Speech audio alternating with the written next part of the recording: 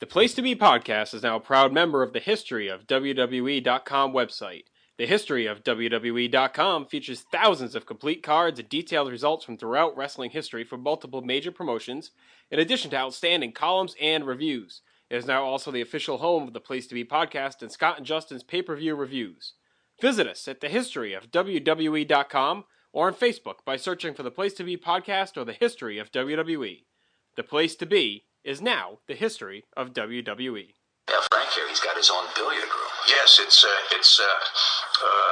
what do you call it, Kramer? The billiard room? No. The name. The billiard? Not the billiards. It was... Come on, Rick. Come on. We call it the place to be. The place to be, yes. It's the place to be. Then I shall be there. Now, it's time. Live and in living color. The Grandy Man can.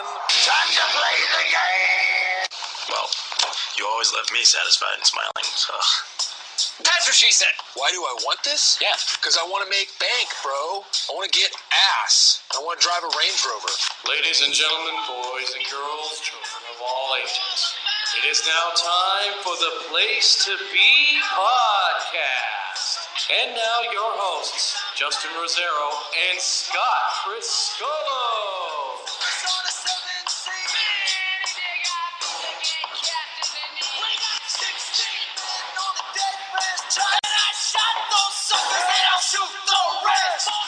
Place to Be Nation, welcome to another great episode of the Place to Be podcast. I am your co-host, Justin Rosero, and I am all sorts of pumped up tonight, and I will let my PIC straight out of nowhere, Connecticut, the man always rhyming and stealing, Scotty C, explain to you why I am so jacked up. Well, first of all, Mr. Rosero, it is always a pleasure to talk to you, sir, because we are PICs, but secondly, because tonight is a very special night on the Place to Be podcast. First of all, it is episode 41. That's right. Episode 41. We forgot to mention on our last podcast, that was our 40th episode. We are at episode 41. We'll be passing the RSV record. That is true. For the three people that may get that reference. Yes, exactly. And we've already done enough podcasts longer than the movie, so. Not by much, though. No. But, first of all, we love the Beastie Boys. Finally, and I don't mind making fun of my own age, but at least we actually played a hip-hop clip that I know. But that was, of course, the Beastie Boys from the awesome 1987 album, Rhyming Licensed to Ill. However, tonight we open that big, shiny fortress that we call the Vintage Vault. And tonight, for all the In Your House 1s and King of the Ring 95s and No Mercy 2003s, we have a special one tonight. For tonight, we give you the ultimate challenge. Upon the examination of the galaxies of space, images begin to appear. Images of strange and powerful forces. But of all the forces in the universe, the two most powerful, Hulk Hogan and the Ultimate Warrior. Prepare to explode. Champion versus champion. Title for title. It's the ultimate challenge. It's WrestleMania! You getting the chills? Oh, yeah. Is everyone getting the chills? I am ready to head deep inside the Sky Dome. Because tonight, on the Place to Be podcast, the Vintage Vault presents WrestleMania VI. And for my PIC, I think it's safe to say the cherry popper. Oh, for many fans, for many fans, but particularly for you, my PIC, this one's for you. Because this was the show that really did it for fans that were just starting out late 89, early 90. And you've talked about that. Survivor Series 89, 90 Rumble. You were still kind of watching. You were on the periphery. But this was the one. This was the one that hooked you. I have literally seen this show. It's going to be dozens upon dozens upon dozens of times. I can never tire of it. And nope. I'm going to gush over it all night. I know not everyone shares my feelings, but this is just one time where I don't give a shit. I love this show. I will not stop professing my love for it. I could watch it over and over. I never get bored of it. The commentary, the atmosphere, the matches, the characters. It just gives me goosebumps every time.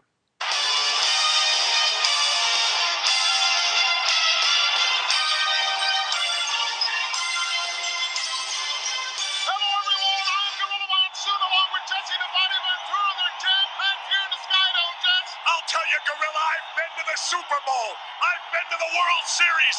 I've even been to the Rolling Stones. But there is one event that surpasses them all, and that's WrestleMania. And here we are, Gorilla. I'm fired up. I feel you, Jesse. I am fired up as well. Oh, man, let me tell you. This is probably one of the most bittersweet pay-per-views I think we'll do. Because not only do we see the birth of my PIC as a full-fledged wrestling junkie, but we have to say goodbye to the man.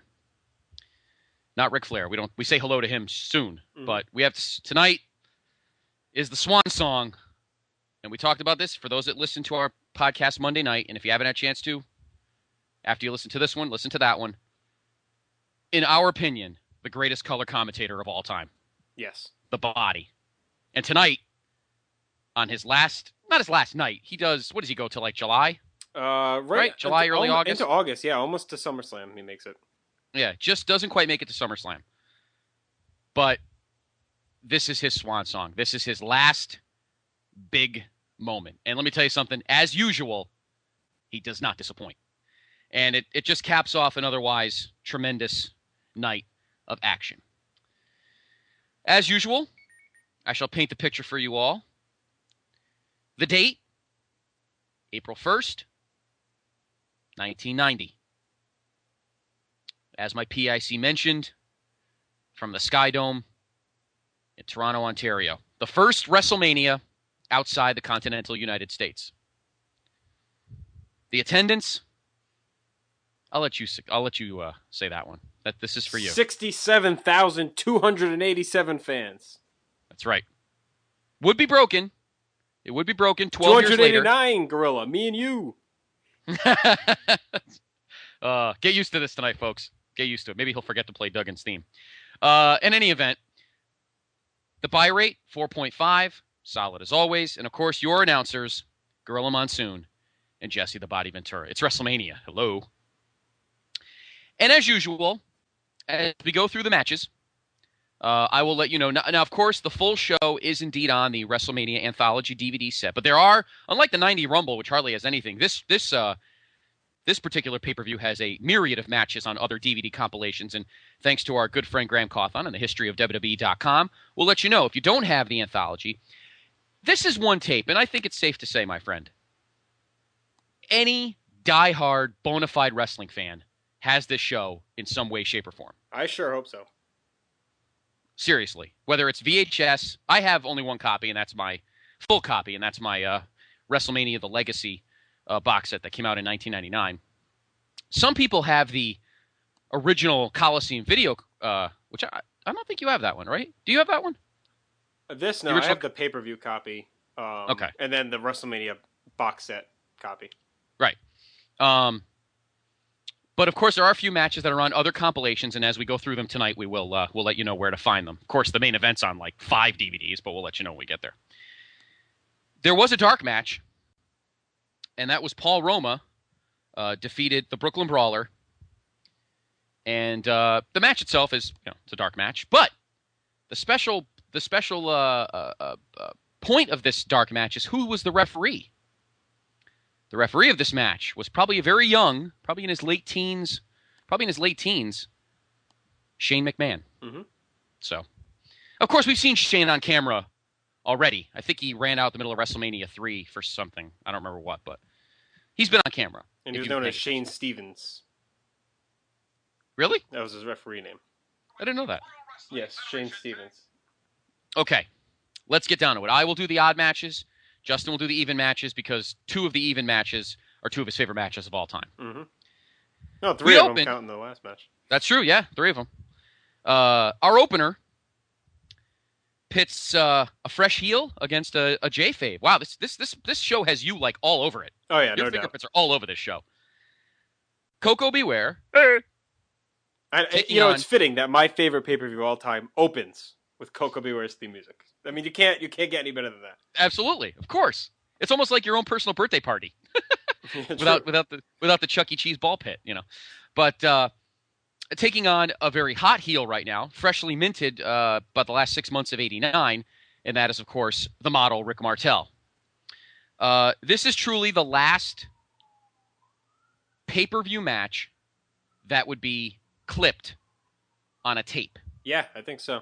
But not bad. Not like Judy Martin, Rockin' Robin bad. No, it's only probably about maybe a minute of the match. Yeah. The match as a whole is 5.5 minutes. Total, it's probably like 5:50 or something. Right. I can tell you the actual cut point. It's when there's a moment early in the match where Coco leaps up to the middle rope and then turns and does like a blind dive onto Martel and hits it. And then later in the match, he misses it, and that's part of the psychology of the match. On the Coliseum video version, they cut right to the miss one, so they leave out that part where he hits it and then in the middle there. So it kind of affects the psychology a little bit of the bout. But overall, the match is actually pretty good. Good, well-paced. You got two great workers. Good way to start the show. Jesse and Gorilla just kind of getting settled in. Good match to get them settled in on. But obviously the hotter guy wins, and Coco does his job and puts him over. So kudos to Coco. Ricky Martel wins with his Boston Crab. And for the most part, pretty good opener. Pretty solid, and good way to start the show. Coco does his usual job. Lays down.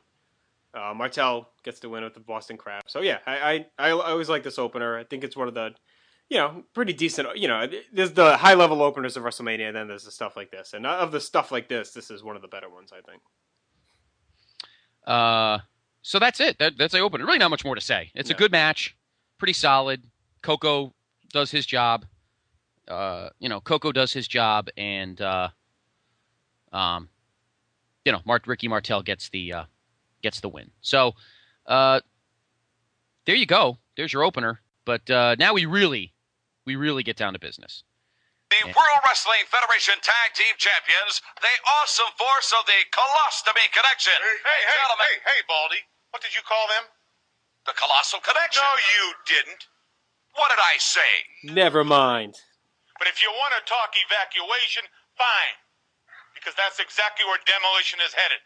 They're headed straight to the treatment plant. And gentlemen, we know how we're going to treat them, don't we? We're going to eliminate them. Come on, let's get moving. All right, the Colossal Connection. They're anything but regular guys. While Mean Gene continues to ponder with me accent smash of Demolition, gentlemen, perhaps you heard some of the commentary from the tag team champions. Yeah, we heard. Eliminators, huh? Well, let me tell you why they call me the Axe. Because I can cut down the biggest redwood there is, even if he is 7 feet 4, 500 pounds, and I'll shear the limbs off that Polynesian oak. But just before I finish chopping them down, I'm going to stand back, look at them, and yell, Timber! That sounds pretty good. But let me tell you what I'd like to do to Andre the Giant Haku. I'd like to throw him in the back of a semi-tractor trailer. Get behind that wheel, push the pedal to the middle, and drive him straight off a cliff and watch him smash into smithereens. Two of the more memorable promos on this night, and there'd be many, many memorable promos, many of which I pretty much have memorized.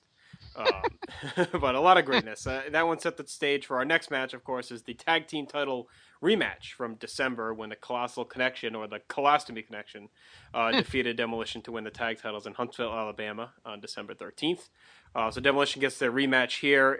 Very highly anticipated matchup, at least in my mind, and I think many others as well. So Demolition comes out here. They have a good 9-minute match. It's mainly Haku is in the ring the whole time. He controls most of the match. Demolition comes back. Andre never actually tags in, and that would be the crux of the post-match, which we'll get to in a moment. But Demolition eventually turns the tide on Haku, hits him with the double stomach breaker, the decapitation elbow, and then this ensues.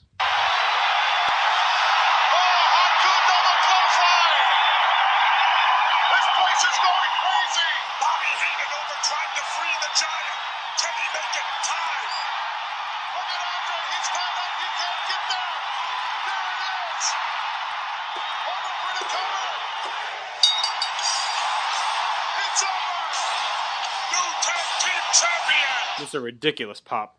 It really, that moment is the first time you realize, maybe even more so than Pontiac, just because Pontiac was a little bigger in terms of the width, but that's the first moment that you realize, my God, this place is enormous, and wow, the energy is palpable at this moment for the this crowd show. was very lively throughout this whole show, and that was really the kickstart of it.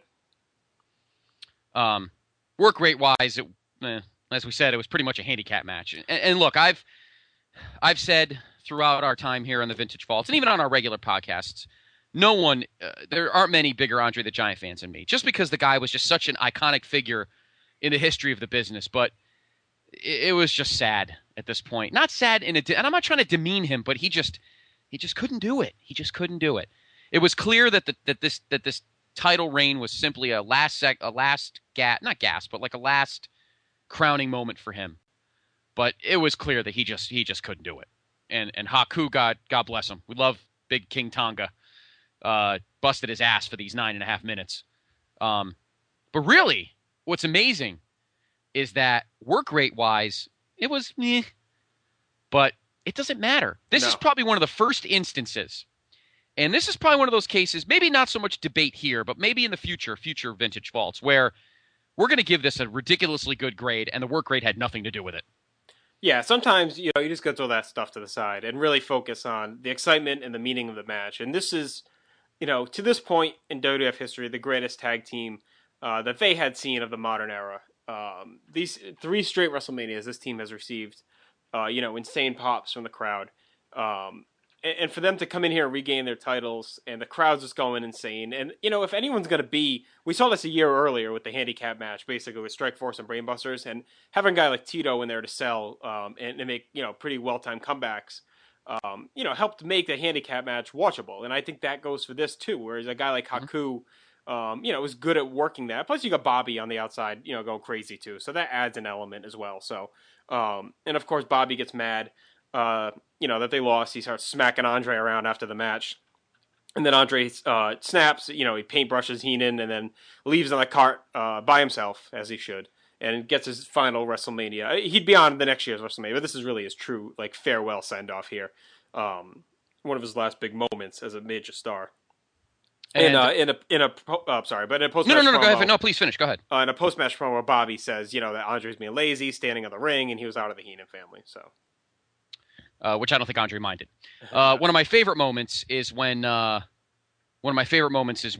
you talk about Andre going to the cart and Bobby and Haku are trying to go on it, and he just pitches them out like garbage. Yep, it's tremendous. And actually, probably another one of Jesse's finest moments. He's gonna have a lot of them on this night, guys and gals. A lot of them. Oh yeah, and we're gonna have some of them queued up for you as well. Yeah, so. I don't know if you have this one queued up. If not, it's cool. But I love when the cart is wheeling down the ramp, and Jesse just goes and listen to the cheer for Andre the Giant. Mm-hmm. Jesse just knows these things. Yeah. I wish he would teach color commentary school. I know. And just teach guys.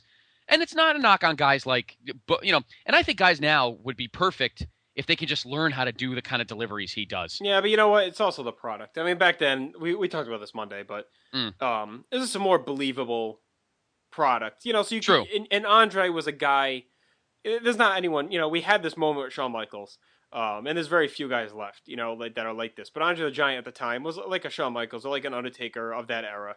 A beloved star for many years. You were emotionally attached to this guy. So a moment like this really resonated. It's not like it was just some, jabroni wheeling out. True. So, to me, it's, Jesse, he gets a lot of credit, but this moment needed to exist for him to do that moment. Yeah, just when he says, and listen to the cheers for Andre the Giant, almost like, see, they've never forgotten him. And it just makes me it gets me emotional, because Andre was one of my favorites as a kid, because he was so larger than life. And it was nice to see him go out on top. Mm-hmm. And but just that, it's just a perfect package. We gave it a 4.5. Because I think giving it a 5 might really put people over the edge. But Nah, I should have given it a 5. To me, it's a perfect 5 as far as the whole package. Yeah, everything. I mean, the match itself, if you're grading the match, it's like a 1.5. But to me, the whole package is just it's what you look for in a WrestleMania title match, I guess is my point. Right. And the crowd is just amazing. Yeah. To know that you're in this building. I mean, again, of course, as everyone knows, there is one future WWE Hall of Famer in the crowd, and that is, of course, Edge, who's about 10 rows, I think, from the barricade in the front. Just, I can only imagine what it was like being in that crowd. It was just amazing. Probably the same thing as WrestleMania 3. Yeah. So Demolition retains wins back, I should say, wins their 3-peat. And at the time, it's a big deal. That's huge. Were they the first ones to win it 3 times? I believe they were the first ones. Yeah, the I Samoans think or one of those teams never did. No, Fuji Saito only won it twice. I think the Samoans only won it twice. I think they were the first 3-time tag team champions. So, congrats to Axe and Smash. This is probably their last. This is another one, just like Andre. This is really their last great moment. Yes, yeah. The summer, we'll get into it at SummerSlam, but the summer would be a lot of wild seas for Demolition over the summer. Yes. A lot of change in store for them. So this is really the crowning moment of the original great Demolition. And this, kind of closes the book on their 3-year run that started. I know they started in '87, but the true run at WrestleMania 4 through here. Yeah. So the last 2 years they were the tag team division, and a great moment for Andre and for Demolition. And kudos to Haku. He went out there and busted his ass pretty much solo for 9.5. As always. Just everybody, and Bobby, everybody worked in this match. Great. And that includes the commentary. So top to bottom, tremendous. But believe it or not, that match is not on any DVDs. I mean, really, it should be, but it's not. Our next match is a typical mid-WrestleMania character development match. And that is Hercules taking on, now no longer Canadian, although he is. Now he is just Earthquake. Yes. And this match clearly was nothing more than getting him over for his big thing for the summertime, which of course we'll get to at SummerSlam. But this is nothing more than a character enhancement match. Herc was a good mid-card guy, had some pops from the crowd, so it was a good match to... And guys like Herc and Coco, were good for this kind of stuff because they were built up enough. They got all their wins on TV. They were in feuds. But now they're used well here to put over the up-and-coming heels. So when a guy like Earthquake beats Hercules, it feels like a win. You know what I mean? It doesn't feel like he's beating a jobber. It feels like, all right, Hercules is a good competitor. It's a good challenge for Earthquake, and he was able to, dispatch him in 5 minutes and put him down with the splash. And I do like that Herc refuses to take the stretcher. He's the first guy that doesn't get stretched out by Earthquake. Gorilla points that out. He actually fights to his feet and stumbles off. Yes, and really, hey, you know what? The guys got paid. And I'm imagining that night the payday was probably pretty good. Yeah, I'm sure they did all right. So guys like Coco, they did their jobs, literally. Enjoyed the post-WrestleMania party and got their check. So, and they didn't dog the match either. No. In this case, Herc really didn't have to do that much. Earthquake just squished him and moved on. This would not be my favorite Earthquake moment of the night, though. We'll get to that one later. Yes, there will be more Earthquake to come. Yes, but they dropped the Canadian from his title, probably to avoid face pops, but I don't think he was going to get any face pops anyway. No, I mean, it was kind of a silly name anyway, Canadian Earthquake. I think they wanted it. They didn't really have the whole Canada feud going here, so it didn't really make sense. Yeah. It's not like he was in the Heart Foundation. No, so it was good to just have him be Earthquake. It was a good name for a guy like this, so. Yeah. Pretty much that's it there. Nothing more. Yep. Just a simple character enhancement match for Earthquake. But it is not the last we will see him this evening in Toronto. So, all right, match number 4 sees Mr. Perfect put his televised undefeated perfect record on the line against Brutus Beefcake. Now, this feud obviously still simmering since the Royal Rumble and the Beefcake, sound like Bret Hart. The Beefcake in the SummerSlam, when Brutus Beefcake and the Genius wrestled to a double disqualification when Mr. Perfect interfered and brutalized Beefcake with a chair. Right. So they had been raging on over the spring, and they have their blow off here, of course. A good 8-minute match. I enjoy this match quite a bit as well. These two had good chemistry. Perfect was bouncing all over the place for Beefcake. Beefcake at this point had really come a long way since we've seen him in every WrestleMania and he's progressed in each one. And by this point he was really over with the crowd and really was a pretty good seller and he could hit his big spots to big pops. So I think he had potential to be right on the cusp of that main event run. And I think they were poised. He was poised for that position as well. But we'll see what happens there, obviously. They do play this off like Beefcake gets a little lucky because what ends up happening is Perfect smacking him around. He's on his knees. Beefcake scoops him and slingshots him to the post and then covers him and gets the win. So Jesse, they try and save some face heat or some face and some heat for Perfect here by saying it was kind of a fluky win because obviously there were big things in store for Perfect as well after this show. And this feud, was set to continue. So good stuff, though. I really like this. And then we had some fun antics at the end as well.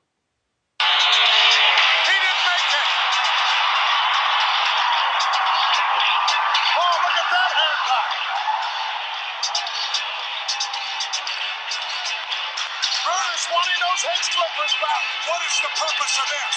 Brutus won the match, and now he has to abuse the genius? Well, the genius doesn't want him to give a haircut to Mr. Perfect and have him look like that. Now they're both out of there.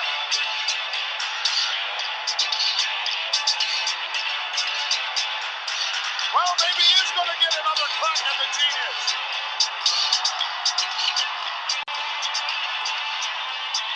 Perhaps he can slap that sleeper on him. Look at him fighting, kicking. He wants out of there. And there's the sleeper. This is ridiculous. I love it. Beefcake should be fined and suspended by President Jack Tunney. For what? For what? For doing what he's doing to the genius. The genius did nothing. Match is over, Jess. Why are you going to find a guy for doing nothing? He's only doing what the people want him to do. And what I want him to do. Wait a minute. Since when do you and the people dictate the World Wrestling Federation? Well, always love that line by Jesse. Since when do you and the people dictate the World Wrestling Federation? And well, the sad thing is, he's actually right. Yes, I know. Oh yeah, definitely. And I'm gonna try and play as many indignant Jesse clips as I can find throughout the show because he was pretty great on this whole card. Oh, it's tremendous, absolutely tremendous.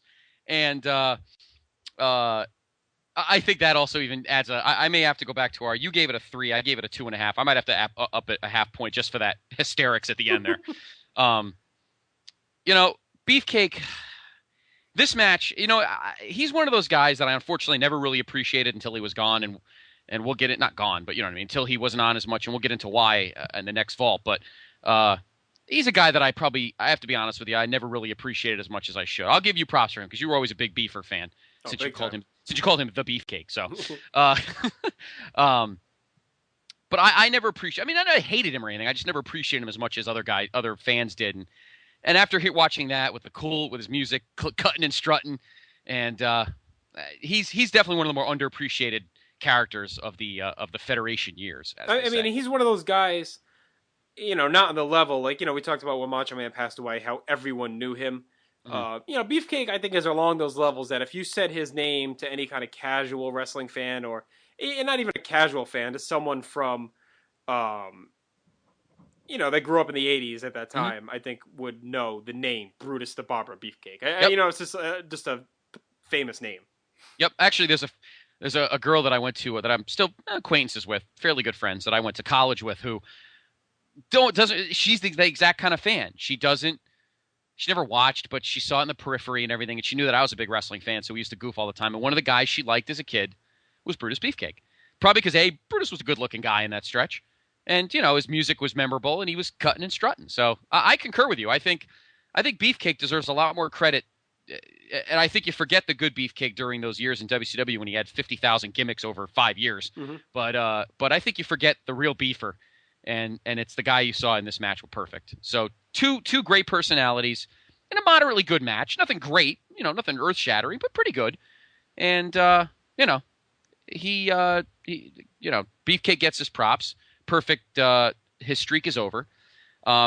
This match is not on a DVD, but it is on an old school tape. WrestleMania's Greatest Matches Volume 2. So if anybody has one of those old school Coliseum videos and doesn't have WrestleMania 6, that match is on there. So congrats to the Beefer. Probably in line to maybe get that long-deserved Intercontinental title shot, perhaps. Yes, Maybe. been clamoring for it. Clamoring for it, yes. Our next match is probably the only match on the card that was underwhelming. Probably because of such awesome build for it with two awesome characters and two guys that really would make a great match, just didn't deliver. And I hate to do this because this is where I always refer to one of our favorite fans to the Place to Be podcast, and that is, of course, the Hot Scott, Kieran Pollan. They call him the Hot Rod. Yeah, you could say I'm the Hot Rod. Some folks call me the Hot Scott. You know, I guess I'm a little bit of both. Now that I think of it, you could say I'm a little two-faced. But you know, Bad News Brown, you just got one face. Kind of face that needs a little customizing. For instance, let's take a look at them big bug eyes of yours. Look so mean and nasty with them gnarly veins in it. Look like you're gonna pop right out of them sockets. You know, I don't think you see that. Well, of course, we can talk about them out of proportion ears you got that they're just there to collect dust, dirt, and wax. And you don't listen with them. You ought to be listening, son. But I don't want to insult you. Other than that schnozola you got. Cute little schnozola with them dilating nostrils and that wonderful hair that comes out of the left nostril. Oh, about 3.5 feet long that you could pull cars with, or you could wrap it, you could blade it, you could slice, you could dice with it. Which brings me to another part of your face, your mouth. Now, that's part of your body you don't have no trouble with. You're talking about somebody that knows about mouths, but you're talking about somebody that knows how to back it up. You see, you got a mouth kind of like Ralph Crandall. I got a big mouth! Well, I'm going to shut it for you, baby. The only thing you don't know, Bad News Brown, is which one, Hot Rod or Hot Scott, is going to do it. Well, it looks to me, Bad News Brown, that you're going to have to deal with a split personality. I have no words for that. Okay. No words for that.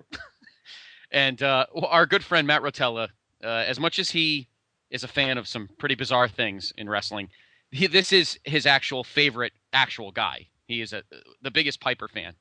But even I ask him, what the hell was that about? Yeah, I still don't understand. I don't get it. I mean, I don't, and for those who may not know, obviously, that you heard the promo, but to put the picture in your mind, Piper was like painted in half blackface, which is very confusing. Yeah. Hot Rod was the white side. Yes. And Hot Scott was the black side. I don't know why. And that has nothing to do with the fact that I call our good friend Kieran Pollan the Hot Scott. I just say that because he's Scottish, but trust me, he's not two colored people. That we know of. That we know of. So you'd think that this match would actually be good. It started at the Rumble. We talked about it at the last Vintage Vault. Him and Bad News Brown brawl out. They fall out, or Piper eliminates Bad News, and then Bad News pulls Piper over the rope and eliminates him, and then they fight into the back. And that pretty much leads to this. I don't remember much of the TV build for this. They had one. There's a clip that they show in the build-up package before the match, and like they got into a brawl on the podium, like on Challenge, and then Shivani had the famous Piper going after Bad News, and because Bad News taunted him, I think he said he wore a skirt or whatever. So, and then they brawled. So the whole build, I think, was just them brawling pretty much. Okay, but the match, just I don't know. Yeah, just never gets. It's hard to explain. Yeah, it's hard to explain. There's a lot of punching, a lot of kicking. Well, the referee was annoying as hell because every time they start to brawl, he kept breaking them up. They keep forcing them to the corner. They start rolling around. He'd break them up. Even Jesse was getting aggravated. And even Gorilla too. And then Piper does this bizarre thing where he puts on this white like Michael Jackson glove, and Jesse and Gorilla argue for like 3 minutes over whether it's legal or not, if it's been checked. And I don't know. This match, the build was good, and you'd think it would be good, but it just ends up feeling kind of out of place on this card. Like it just ends up being a little disjointed. Yeah, this seems like it would have been a good SummerSlam match. No, where the longer build and Yeah. I don't know. I think the build was fine. It's just two guys that were mainly brawlers that don't like to be pinned, so it ended up being a double countout. And I just, I think it was just a mess from the start. I mean, it was a cool match on paper, but I think it just had trouble written over it from the beginning. Yeah, and I think they were trying to find the magic of Piper and Adonis from WrestleMania 3, but Piper just went so off the deep end that it just stopped making any sense. At least that feud made sense because of the whole retirement thing and the hair cutting and the flower shop and all that. Mm-hmm. This just made no sense. There was no rhyme or reason. So in a match that on paper I actually was very excited about, I remember my brother getting excited and all of my friends, we were all getting crazy about it, and then it just kind of, bit the big one. Which is unfortunate because I hate saying that about Piper matches, but it's unfortunate. Now, this one is actually, it's on his DVD. It's on the Born to Controversy, the Roddy Piper story DVD, if you don't have the pay-per-view. If you want to throw it in, I'd suggest not bothering. But why don't we're up to our next match, and why don't you, obviously this is yours to intro, but when do we get to have we gotten to one of your favorite skip moments of this show yet? Obviously we did, right? Because these guys are wrestling, or was this after the fact? I believe it was actually right before this match. All right, if I remember correctly.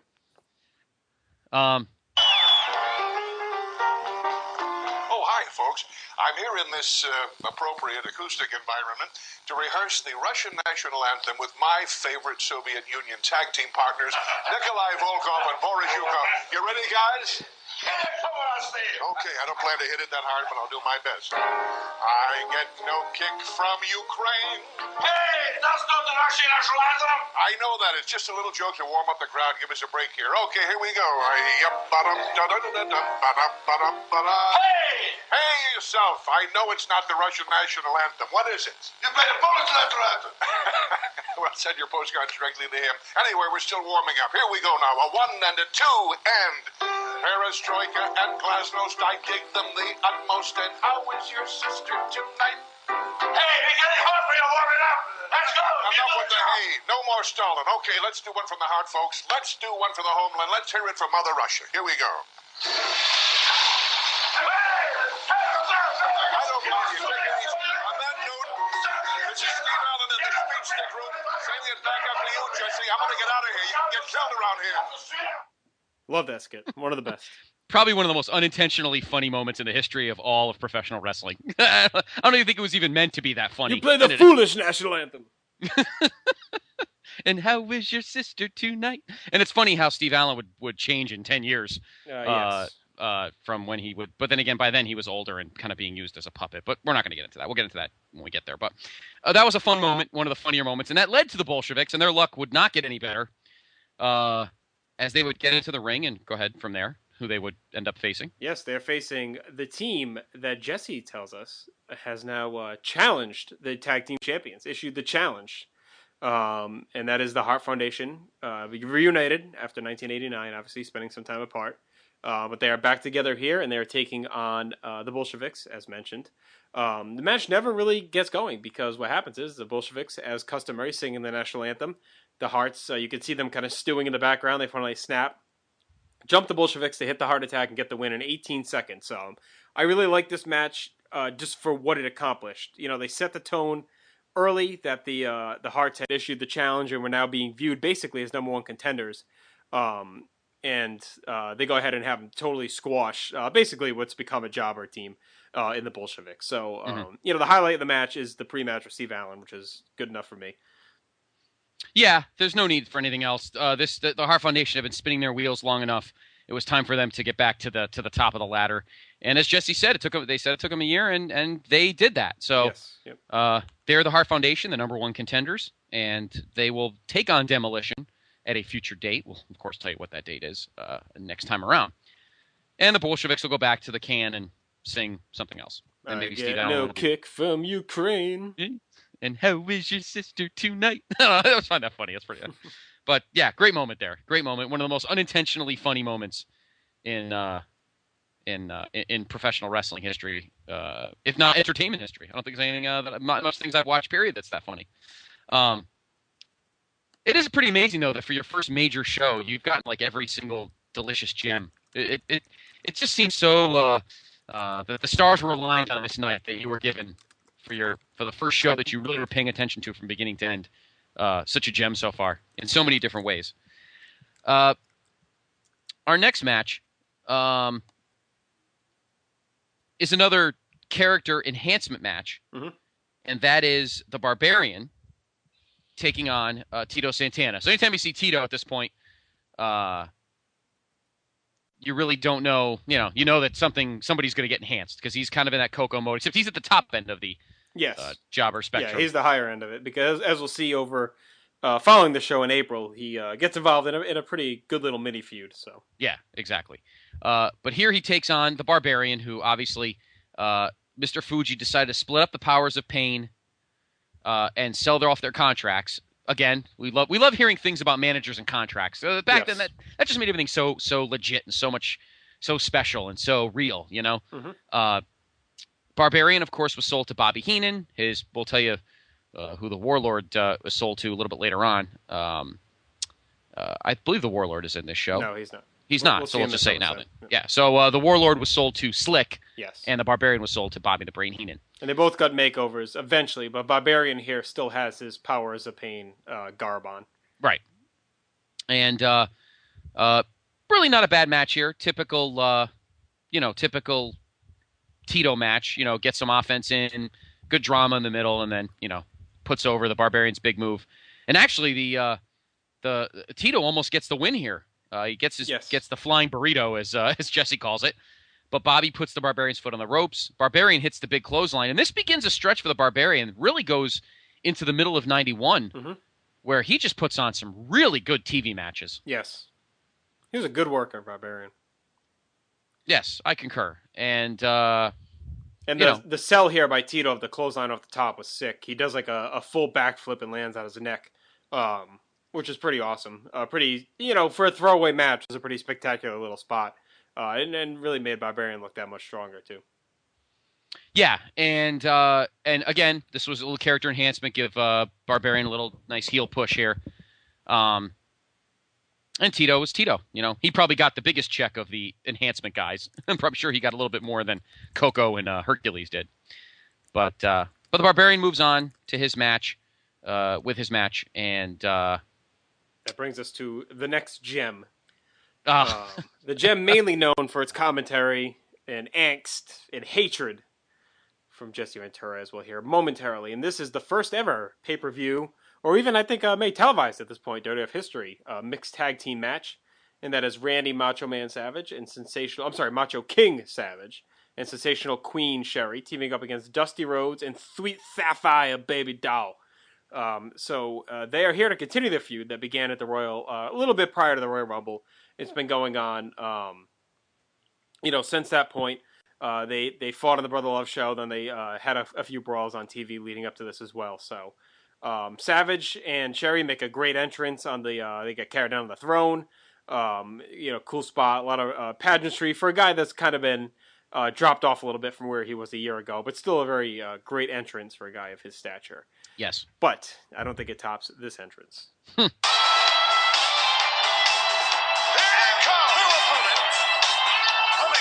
Apparently, I got a dub version, so we'll have to do it with the fake music.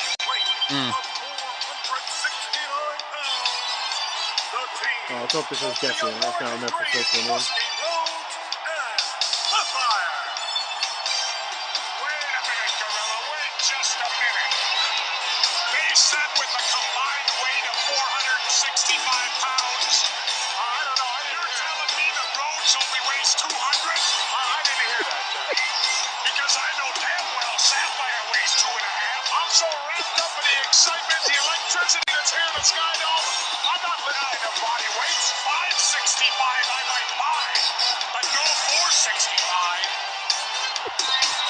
Oh, I gotta love Jesse.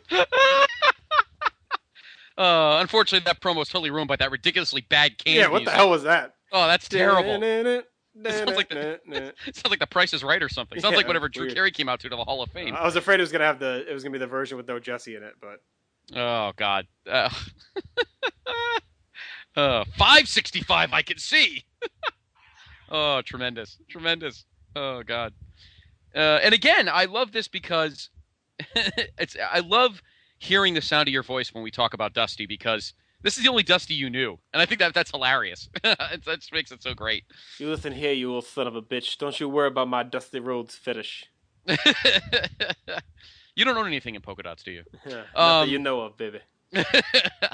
um, King of the world.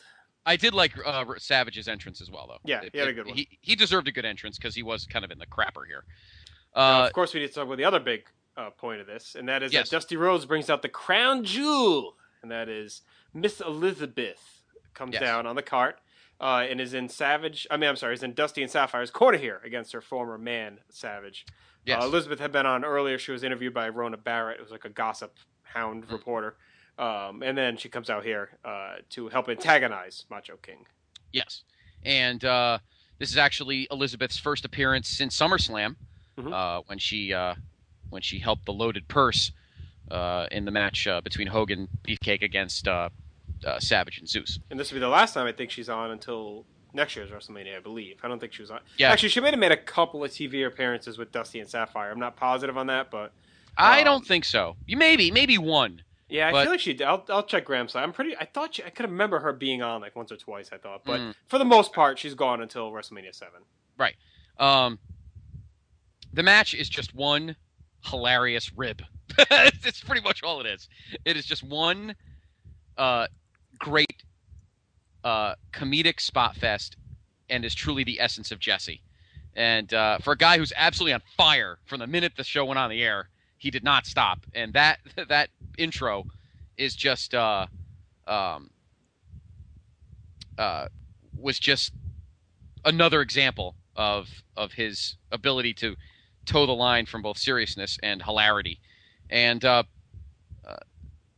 just interrupt quick, Elizabeth, it looks like she did actually work the house show circuit. In May, she was with Dusty and Sapphire at a house show. Let's see, she was on a Brother Love show in June. Yeah, she worked the house shows a little bit in June, actually, with Dusty and Sapphire. And every time she would hit Sherry with the purse. And then she was on, they had a match on Superstars, and she was with Dusty and Sapphire.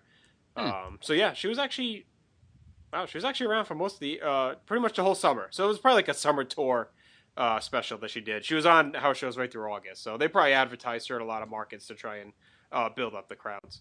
Right. Okay. So she was around for a little while, but she wasn't on TV again. Just that one, like Superstars, Brother Love, and then she was in Dusty's corner for a match on. So they did a mixed tag rematch. Okay. In June, so and she was in the corner. But this is her last pay-per-view appearance. Yes, last pay-per-view until WrestleMania 7. Until WrestleMania 7. Jesse's lines continue. I don't know if you have. Do you have the diet one queued up or no? I don't know if I have that one, but here, I got some other good ones. Okay, well, he does the diet one where he says that Sapphire needs to go on a diet. Weight Watchers, anything, sardines and oatmeal. I just can't fathom eating either of those things together. But, oh, go ahead. I'm trying, but the clips. Oh, okay. Go ahead. But yeah, the match itself is just untapped hilarity and just constant. Now Rhodes has got to get out. He is out. Wait a minute now. He's helping Sherry. That's illegal. That is illegal right there, Monsu. It certainly is. He has no right to put his hands on Sherry. No right. I've read the rules. I have read the rules, Monsu. I've never broken any of them, right? Well, she's certainly got the hips to do that, don't she? Sure does. Got that rhythm. Oh, look at this. An airplane spin. Ducked right on the back down for the cover. No, one count only. You're going to have to do more than that to the former ladies champion. I'm afraid so. Yeah. Whoa. Now we'll find out if old Sapphire can take it. Oh, look at this. A slam now. Too much weight. Absolutely. You called that one, Gorilla. Sherry made a mistake. Sapphire made the tag. Even Sherry can't slam 250 pounds. Now she's got to get out of there. Look at this. Is she getting out? No. Now she does. Beautiful clothesline by the Dream. Caught the Macho King coming in. What's this? Wait a minute now. Oh, I love it. Why isn't the referee doing something about this? He is. He's refereeing the match. suppose you wanted to do something about that, too. I have never seen two people break rules more than Sapphire and Rhodes. What's sad is Jesse's spot on throughout the whole thing. Gorilla has like no answer to anything. Oh yeah, he's never wrong. Jesse is very rarely wrong. Yeah. Oh god. But I like that even Sherry can't slam 250 pounds. Back inside. Now what do you call that? That's 3 against 2. That was a suplex. That's what you call that. Yeah, but it's 3 against 2. Macho King had to come in and make the save there. This one was over. Sure, because you got Elizabeth. Look at this. Look at this. Right over the back of Sapphire. 1, 2. It's over. They got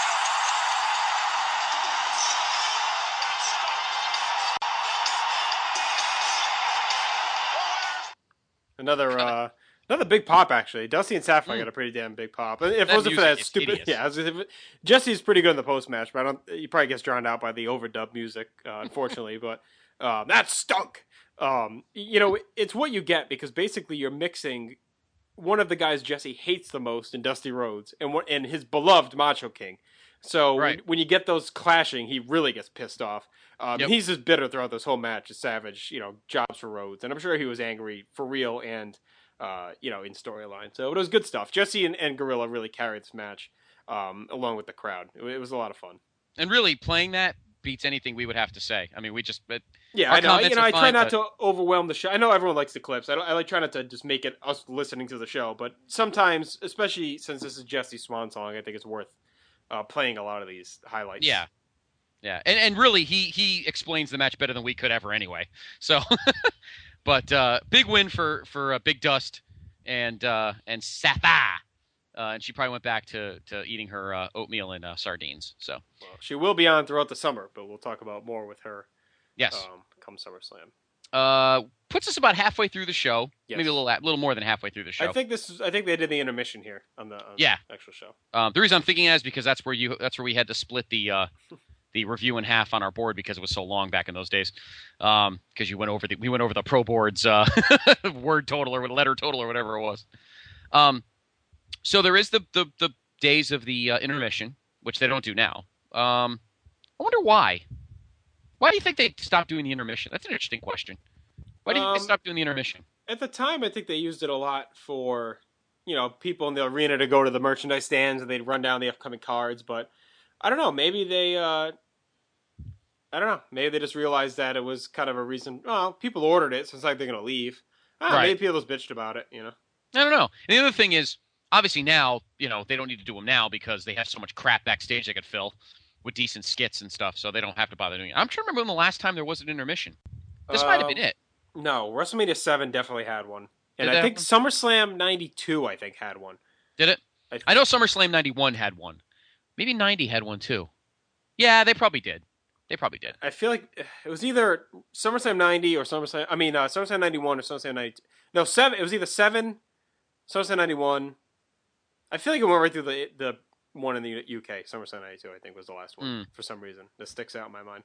I would think. Even the Survivor Series ones? Yeah, maybe they did. Shit, I think Rumble 93 might have even had one. After the Luger I wouldn't remember that. Really? I don't remember now. Huh. Maybe someone can help us out. If anyone knows, maybe Graham will know. He knows all this shit. So, yeah, exactly. Let us know, Graham, if you know. So we start the second half of the show with a match that on paper actually seems really awesome. And they would end up having a great pay-per-view match together. Yes. Just not this one. Right.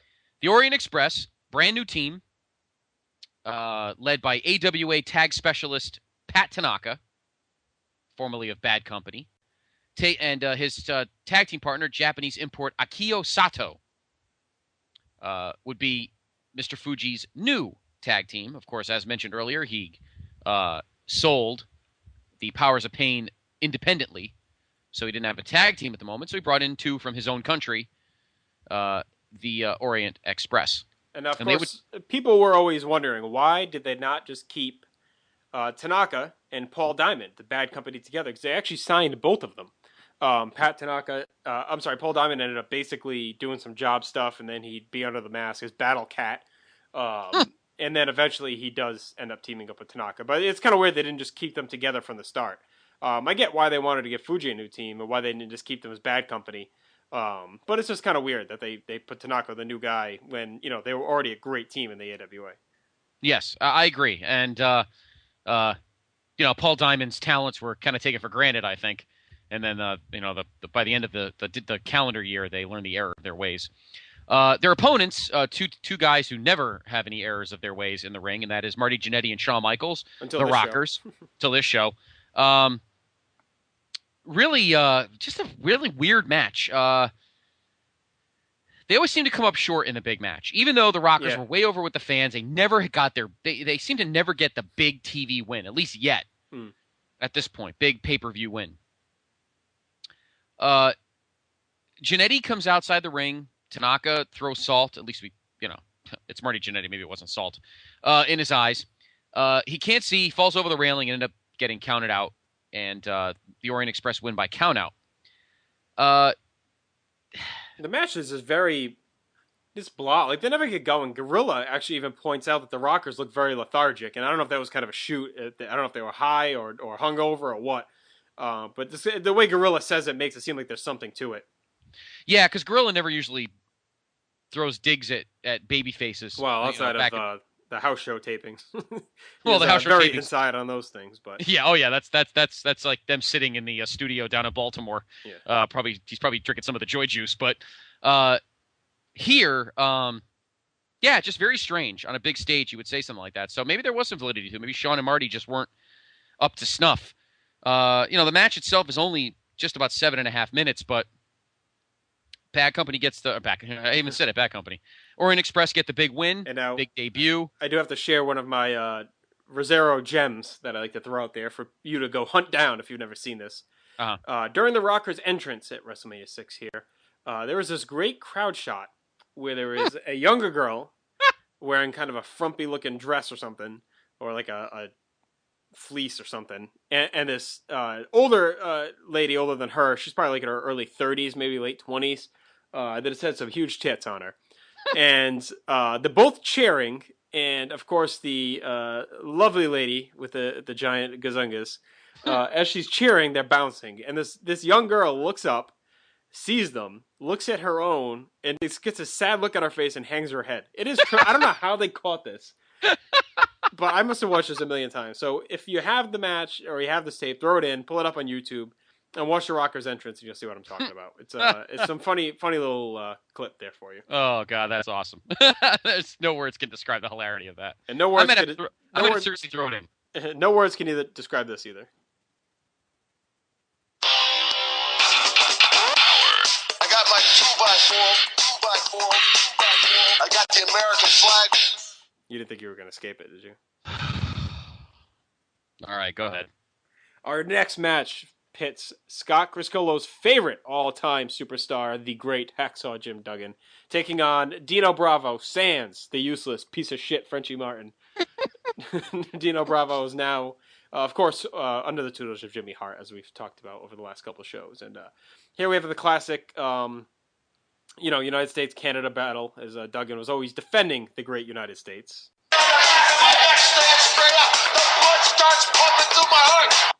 And, of course, the genius Duggan, throughout this match, tries to get the crowd to chant USA. Of course, it's a Canadian crowd, and Dino Bravo's a Canadian wrestler, so more genius in effect there. Paint-by-numbers Duggan match, 4 minutes. Bravo gets a few shots in. Duggan uses the 2x4, as always, much to your delight. Smacks Bravo in the back with it, gets the win. But unfortunately for him, things would not end as well. I'll let you tell that story. Well, first off, why don't you play the audio clip of Jesse bitching about the 2x4? Are you conveniently not finding those, right? Yeah, that one's out on YouTube. Yeah, of course. Of course it's not on YouTube. Of course. But American flag. Keep playing it, because I'm ready to go now. Keep playing it, because I'm ready right now for what happens next. So Duggan gets, as usual, his cheap win, and gets the win over Dino Bravo, which he wouldn't have lost if Frenchie Martin was there. Oh, God. But everything changes when a guy who had already wrestled his match earlier in the night comes in and makes his big return, and that is the Earthquake, who to me instantly turned into a babyface as he gives Duggan a couple of nice, juicy, sexy Earthquake bombs. And I couldn't get the satisfaction of seeing the snot or the drool fall out of his disgusting face. Not even that wonderful Simon Cowell pen theme could save Mr. USA in this moment, as he was carted out like the drooling buffoon that he is. And the Earthquake made his presence felt. And he would go right up the chain, and we'll get to that. Yes, and this, of course, was much to Jesse's delight. He was gloating like crazy during this assault after that. As was I. So, yeah, USA. I wonder if he probably heard the song in his head while he was being carted out. So he was already writing it. He was preparing for 2 years. Yes, from now, yeah, writing it. Yeah, with what? Crayon? And in the event, Duggan gets the cheap win, as he always does, and the Earthquake lays him out like a pancake. So, poor Dino Bravo, no manager, because little Justin had his fire. He's got a manager. He's got Jimmy Hart. He's got a great manager. Well, now he'll have a better manager. Yes, but and Jimmy Hart is great after the match too when he pins Danny Davis against the corner so Earthquake can squash Duggan. Yes, not realizing Danny Davis used to be in his stable, but I think it was Danny Davis. I'm pretty sure. But anyway, I don't have anything else to say. All right, go ahead. So, start the next match. All right, next match. Another one that had a great build, but again, just not quite delivered. However, there is a great debut here. The match, of course, is the $1 Million Man, Ted DiBiase, taking on Jake the Snake Roberts. Now, before you get to the debut, let's set the stage. Okay. Match is at hand. Well, the $1 Million Man, Ted DiBiase. Here we are at Wrestlemania, and it's the biggest match of your career. Why? Because everything you stand for is on the line, namely the $1 Million Belt. Oh, yeah. It can be yours once again. You see, all you have to do to get it back is go through Damien and me. But you see, Damien and I don't forget. We remember all the times you made people grovel for your money. These were people far less fortunate than you. People who could use your money for essentials. And what did you do? You made fun of them. You humbled them, and you humiliated them. Well, now it's my turn. I'm going to make you beg, DiBiase. You are going to get down on your hands and knees. This time, you'll be the one that's humbled. This time, you'll be the one that's humiliated. And this time, you will be the one that grovels for the money. And how appropriate that the money you grovel for is your very own. A victim of your own greed, wallowing in the muck of avarice. Longfellow couldn't have said it better. Bone chilling. That might be one of his 3 greatest promos of all time. It might be his best. Well, he'd have some good heel stuff, but as far as his face, big time promos, Jesus, that was tremendous. Yeah, it was outstanding. Unfortunately, the match wouldn't be as good as the promo. Again, the debut, we said there'd be a debut, and that would be the debut of the $1 Million Man's music. Coined, it's all about the money. You would think, it's funny, you would think that DiBiase would have had this for a long time. It seems weird that he only had it. I think it's a good enough song you get to hear it. Yes. That made its debut that night in Toronto. And you always think that he had it for so much longer, but he didn't. Yeah, it's weird. It's such an iconic theme from that era. Yes. Speaking of great tag teams, though, we were talking earlier, I'm right now, while we're doing this, watching a Road Warriors squash. Hawk doesn't even take his spiked collar off. But keep your pants on if you can. DiBiase and Jake, 2 awesome personalities. Obviously, we just heard truly one of the greatest promos ever fired off by anybody. That closing line is so great, wallowing in the muck of avarice. Yeah. It was cool to be young and not know what the hell he was saying. It just Yes. made it even cooler. Even though I was 17, I don't think I even remembered what avarice meant at the time. But the match, though, was good, but for some reason, it just could have been better. I don't know why. I think this match is actually clipped as well. I know we said it was just a Snuka match, but I think this one may actually be clipped. You mean Coco? I'm sorry, Coco, yeah. Coco. But I think this one might be clipped as well. Which is funny because the match is almost 12 minutes. It's 11:52, so I don't know how much longer it probably was, but I'm pretty sure it's cut down. okay. Well, let's see. We have it down as 11:52. Let's see what Graham has it at. Well, we'd have the official time, I think, because that's the one. Well, I guess unless you did it, but I mean, I let's see, because Wikipedia has the gimmick time for Martel Coco. This, well, they got the full DiBiase, so maybe not. I could have swore though I read like a Scott Keith review, and he was saying how it was that he thought it was actually a better match cut down than the actual real length. Right. Incidentally, just want to recap for those that a couple of matches back we were talking about the awesome mixed tag. That's on both Dusty's DVD without Jesse and the Macho Madness Randy Savage DVD as well. That one has Jesse. Yes. That one has Jesse. The Dusty one does not, much to the chagrin of Mr. Rosero. Yes. I want to burn that DVD. And this match is actually on the WrestleMania 26 Collector's Edition. If you get the 3-disc of last year's WrestleMania, probably because DiBiase was in the triple threat with Orton and Cody Rhodes. Well, and it was the 20th anniversary, so that's why. Right. So, and DiBiase was in the Hall of Fame. Yep. So, anyway, the match just doesn't have that sizzle you would expect from two really good in-ring guys. I don't know why. It seems to always happen with Jake's matches that at WrestleMania they just don't seem to bring that something, and you don't know why. You know? Yeah, it's weird. I really don't know why. I mean, the crowd is pretty into it. At one point, they actually even do the wave to rally Jake while he's in he's either a $1 Million Dream or some kind of sleeper hold or something. And the whole Skydome was doing the wave, which is pretty cool to see. Yes, it was. It was. The match ends in a count out. DiBiase actually wins by count out, which I also thought was kind of strange. Yeah. Especially since this was ending the feud. I mean. Yeah, so. Well, I guess they couldn't have Jake win because we didn't mention the $1 Million belt was on the line. Right. Jake had stolen it from Virgil after he DDT'd him. And so he had the belt with him, and so it was on the line here. So they needed DiBiase to get that belt back. I guess they don't want Jake to lose, but I don't know. They could have had him lose via some heel tactics from Virgil or something. But yeah, the count out finish is a little weak. They made him lay down a honky 3 years ago after freshly turning face. So who knows? He gets his heat back after anyway because he beats up DiBiase and gives out his money at ringside. Yes. So the match is not as good as it could have been, but really just like Piper and Bad News Brown, on paper looks awesome, but just doesn't deliver. But the only difference is, unlike Piper's promo, which is incoherent nonsense, Jake delivers, fires it off like the unbelievable and awesome promo creator that he will always be known as. So I love that promo. Wow, I didn't realize how much I really love that promo. Oh, that one, and the heel one he gives after Tuesday in Texas. Yeah.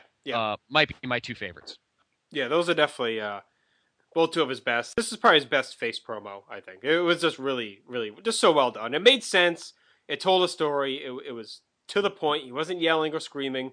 And it just fit the storyline that this braggadocious, rich son of a bitch who was just obsessed with greed and money, that Jake was going to, make him beg for his own money, his own belt. So it was just told a nice story. Right, exactly. And, but the match didn't tell as good a story as it could have. No. Our next match, and I'll let you, man, I laid this out perfectly. I picked the right matches for you. This has got all your guys. Perfect. Go right ahead. Okay. On the February 3rd Superstars, Jake Roberts, the aforementioned Jake Roberts, was facing Ted DiBiase. A few minutes into the match, Big Boss Man came to ringside, beat Jake down, and handcuffed him to the ropes, and stole the $1 Million belt back for DiBiase. After the match, Slick, DiBiase, and Boss Man went over to the Brother Love show, and Boss Man was about to present DiBiase with his belt, but then he realized DiBiase had paid Slick for his services. Boss Man freaked out, said he stood for law and order, and he would never be bought.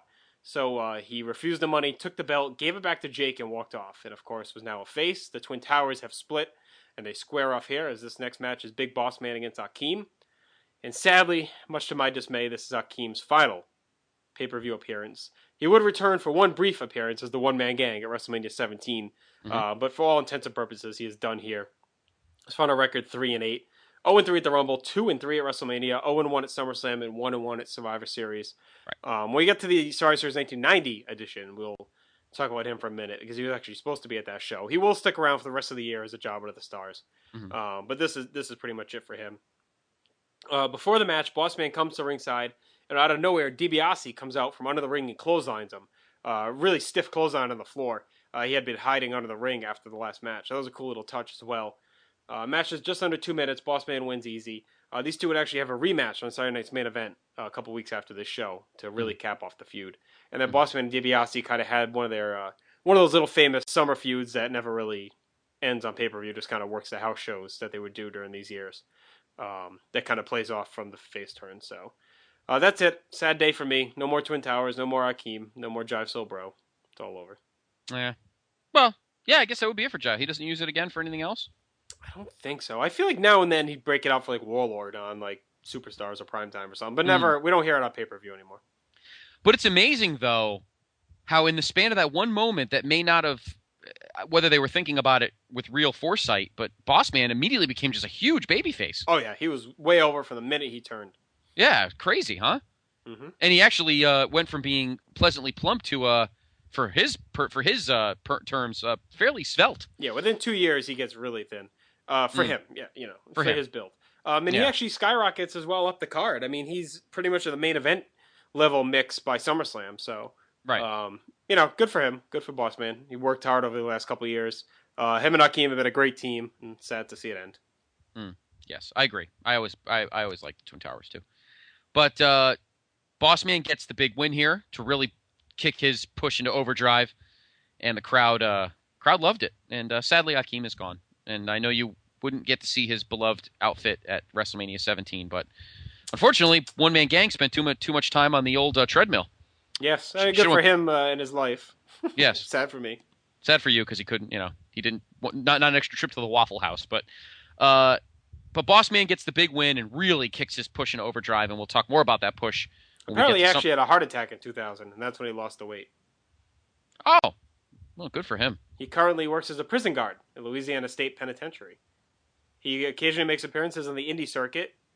He teams with Demolition in a Shakara show. And in March 28th, 2009, Gray returned with a lengthy absence from the ring at International Wrestling Cartel event. And in the main event, he defeated Hacksaw Jim Duggan. Excellent. So Akeem gets the last laugh. Ha ha! Exactly. I'm going to do the ha ha, as Jesse would say when his guys always won. So Boss Man wins, and again, we'll talk more about his big push at the next vault.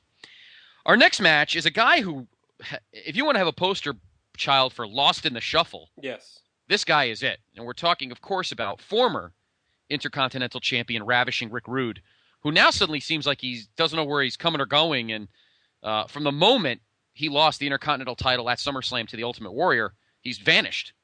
Well, he had a pretty good feud with Piper. Into December, but since December, he hasn't been doing much. Yeah, I mean, they had the awesome teams that we talked about at Survivor Series. And they had that cage match at MSG that I believe is on Piper's DVD as well. Yes, it is. Here he takes on another good old standby, Superfly, Jimmy Snuka, brother. And like Tito, like Coco, like Hercules, he gets the enhancement check. His might have been a little bit more than Tito's, maybe. Who knows? Maybe they're equal. I'll tell you who should have gotten the biggest check in this match, and that's Steve Allen, who comes in for commentary and does a pretty funny job here as well. Yes. I'll tell you something, Steve Allen, huh? He made his money. He's very Euchre-esque at this pay-per-view. Yeah, he said Snuka's wearing his wife's underwear, and then he does the whole joke about Duggan's object being Canadian, so it's not a foreign object. So Rick Rude gets the win, and then just kind of vanishes for a few months. And we'll get more about him at our next vault as well, but he was just in a weird state right here. Yeah, this is a win just to kind of say something's coming soon. So we want to give him a win here on a major stage show. You guys are familiar with him in his rebuild. And we'll see. He'll totally revamp his look over the summer. Yes, but for here, he gets the win.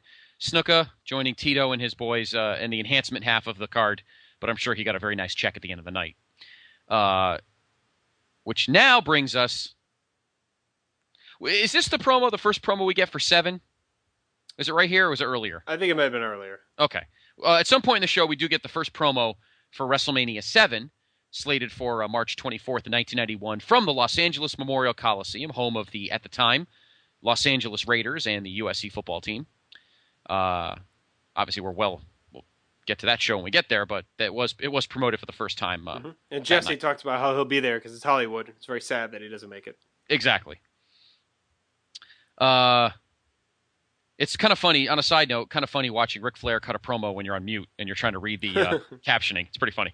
Anyway, now, speaking of main events, we have arrived. The Ultimate Challenge. Set the stage, my friend. Of course, we all heard on this last podcast what happened at the Royal Rumble when these two squared off. There was clearly a test to see how things would go over, but it was obvious at that point that this was going to be the main event for WrestleMania. It was the match that they could plan on to sell out the Sky Dome, and they did it. 67,000 strong here, ready to see Hulk Hogan, Ultimate Warrior, title for title. The World and Intercontinental titles on the line. January 27th, Saturday night's main event. Hogan and Warrior finished off the feud with Perfect and Genius. They won a tag match. Hogan was out of the ring and Warrior's being double teamed. Hogan came back to help, but when Hogan grabbed Warrior's shoulder to turn him around, Warrior thought it was Perfect or Genius, so he clotheslined Hogan. That led to a nose-to-nose confrontation. On February 14th, a wrestling challenge, Hogan came to save Warrior from an attack by Earthquake. And Warrior returned the favor on the main event, February 23rd. I'm sorry, Hogan again saved Warrior there. But then on Superstars, Warrior returned the favor and saved Hogan from an Earthquake attack. But again, they would almost attack each other and almost come to blows. Finally, on the Ultimate Challenge Primetime Special, they had the official contract signing. To witness the official signing of the main event for WrestleMania VI to be held in Sky Dome in Toronto, Canada, next Sunday. This is a first in the history of the World Wrestling Federation. It will be title for title. However, you gentlemen and your attorneys have both gone over the contracts extensively, and Mr. Hogan, you prepared to sign at this time? Yeah, I'll sign, Mr. President. You know, Ultimate Warrior, you don't realize what this means to me and all my Hulkamaniacs. That dark cloud, the darkness that you live in, once you sign this is where you're going to remain. Because the positive light of the training, the prayers, and the vitamins will prove at WrestleMania 6 that Hulkamania is still the strongest force in the universe. Step into the darkness once again. Warrior? Hulk Hogan. What lies before us in the heavyweight championship of the world and the intercontinental championship of the world are nothing but normal representations of why there are followers and why there are leaders such as us. But you, Hulk Hogan, know as well as I do that they are only receptors for the powers that we have. Look into my eyes, Hulk Hogan! You see nothingness. You see no reasons for questions. You see no answers. For there is no reasoning in the thinking of the Ultimate Warrior. At WrestleMania 6, Hulk Hogan, I will take the powers of those that question, and I will take the powers of those that have no fear, as I take two and become one. Sorry.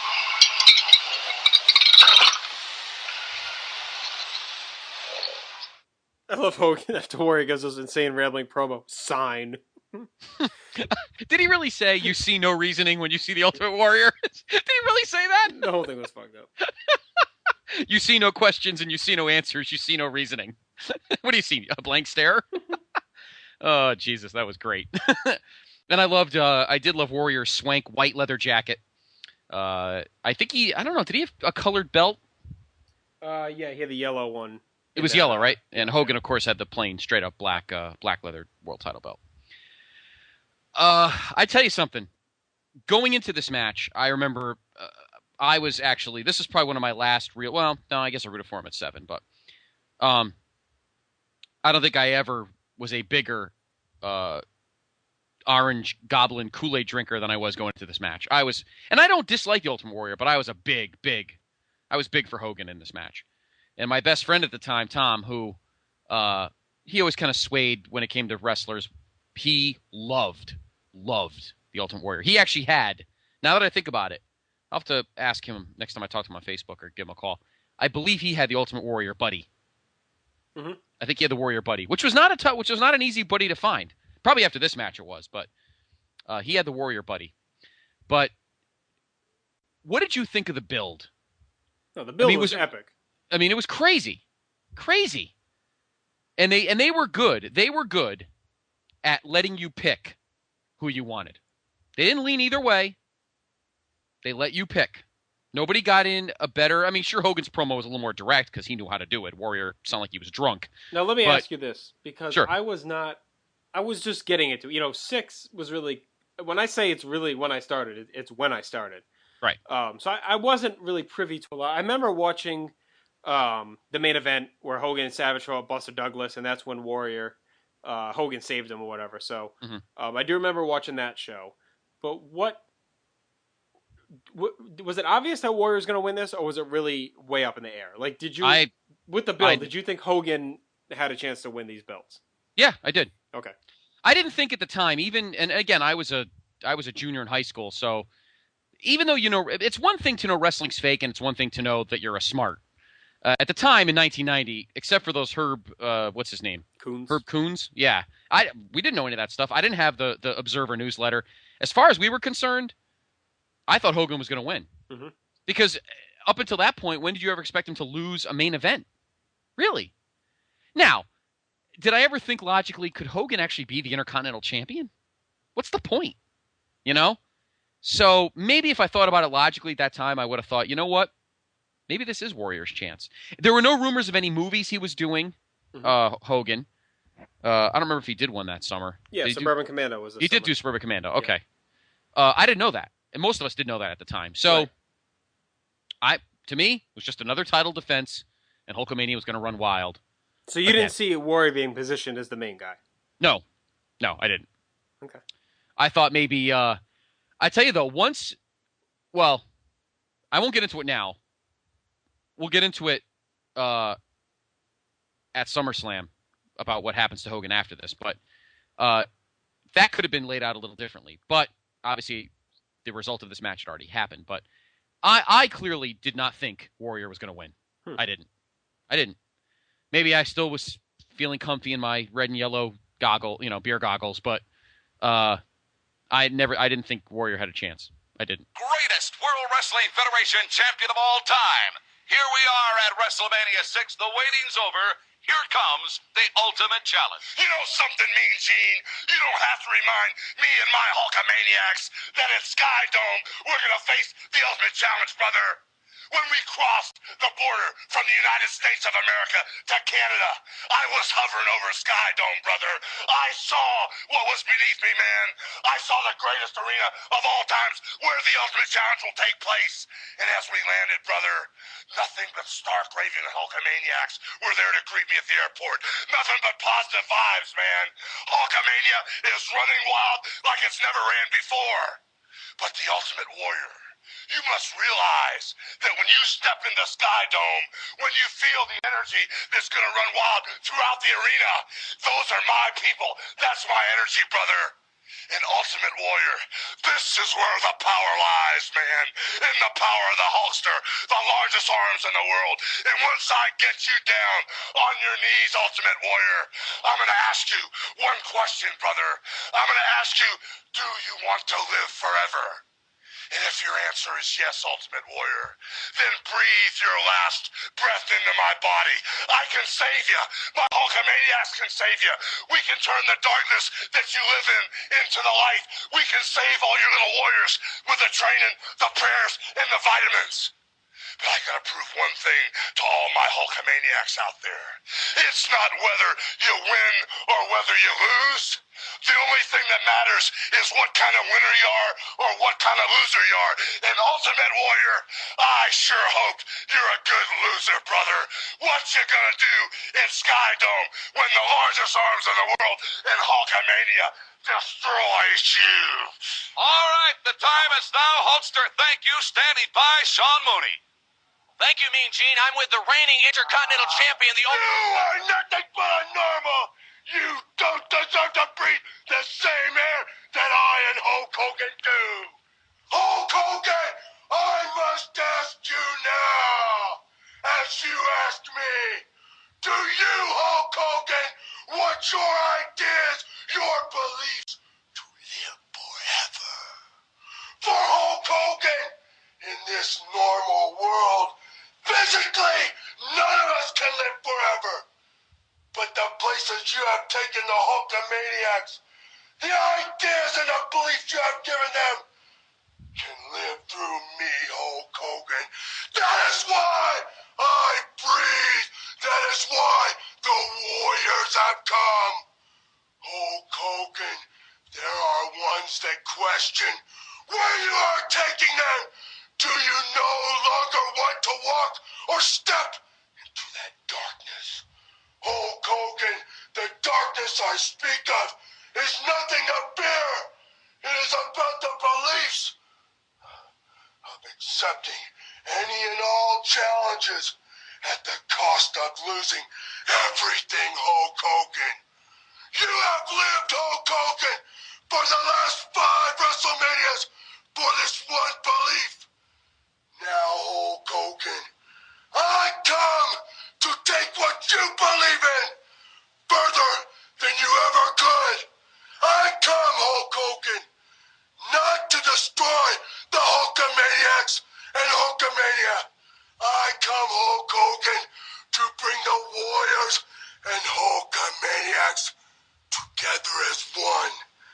As we, Hulk Hogan, accept all the challenges with all the strengths of the Warriors and the Hulkamaniacs together. Hulk Hogan, the colors of the Hulkamaniacs are coming through the pores of my skin. And Hulk Hogan, when we meet Hulk Hogan, I will look at you and you will realize then that I have come to do no one no harm, but only Hulk Hogan to take what we both believe in to places it shall never happen. If you can tell me what the hell he just said, I'll be very grateful. He said Hogan's name like 17 times in that promo. That was some intense shit. Hogan basically telling Warrior he can make him live forever was pretty much the topper, though. Yeah, pretty much. But 2 of the better promos from both those guys, as much as Warrior was making no sense, at least he delivered it well. He delivered whatever it was fairly well. Yes. And the Hogan promo was, typical Hogan. Not much could be said about just the intros, and now I'm starting to get emotional because this is Jesse's last match, and fitting that it's kind of unpredictable because we all know that he's never been the biggest Hogan fan, but we all know that pretty easily.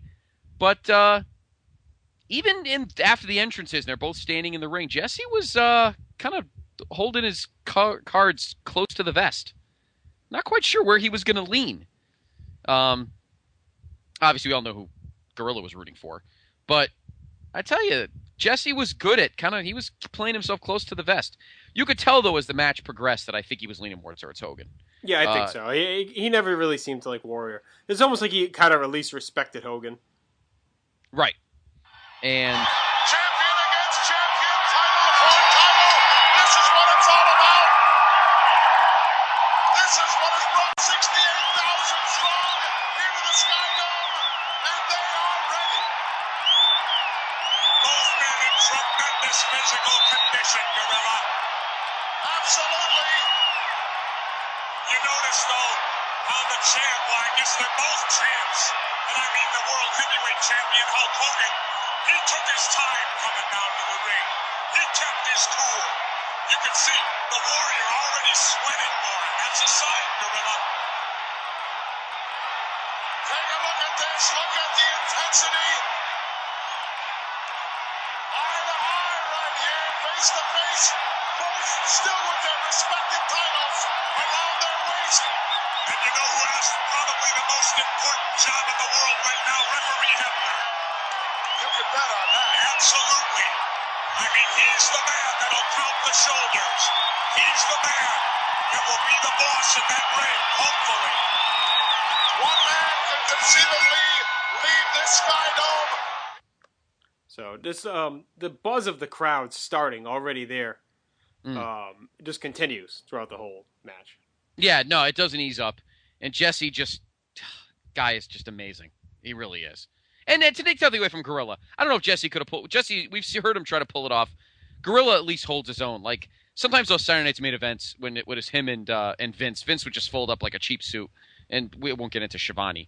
But Gorilla there was just no better team, and it was just fitting that Jesse's last match on pay-per-view would be something of this magnitude. Yes, and you can just tell.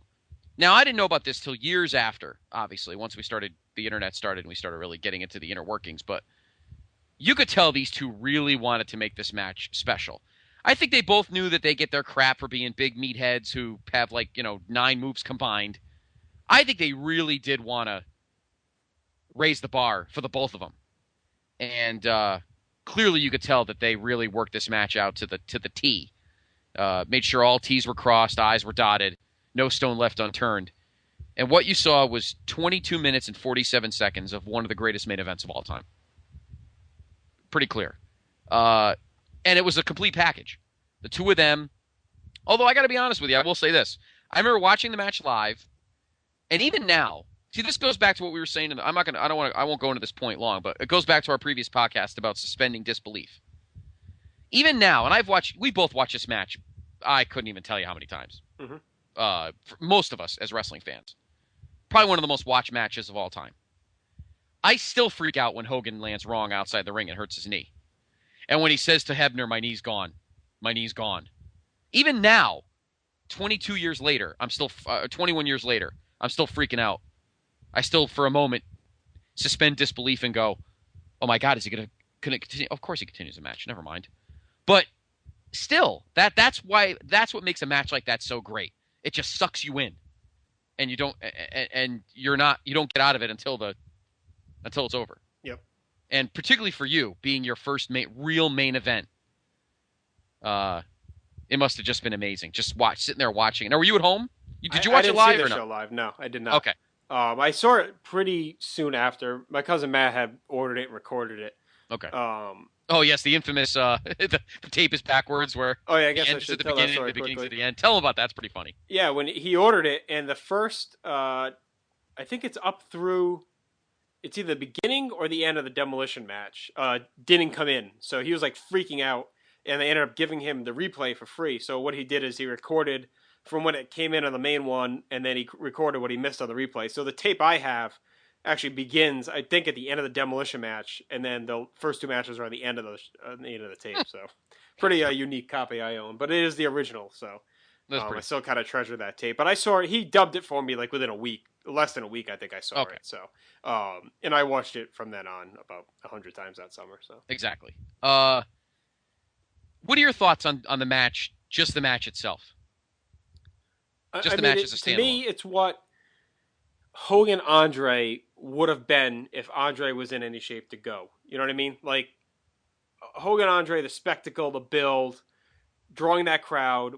We talked about this in our 3 review, but they couldn't deliver it in the ring. These two put together a match that it probably made Dave Meltzer's head spin because I don't think anyone probably foresaw these two guys planning this match out and going 23 minutes on a major stage and just putting on a compelling, well thought out, well booked match that really, as you said, watching it live and just not knowing who could possibly win this,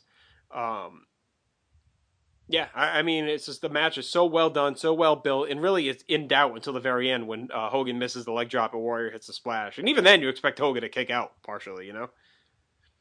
And in essence, he almost did. Yeah, I guess so. Right? He kicked out essentially at 3.5, if you really think about it. Yeah. Jesse's commentary, top of the line. Greco-Roman knuckle lock. I always like that. When Hogan is outside the ring, and Jesse's like, I don't want to see a count out. I want to see a winner. And just all the little quips.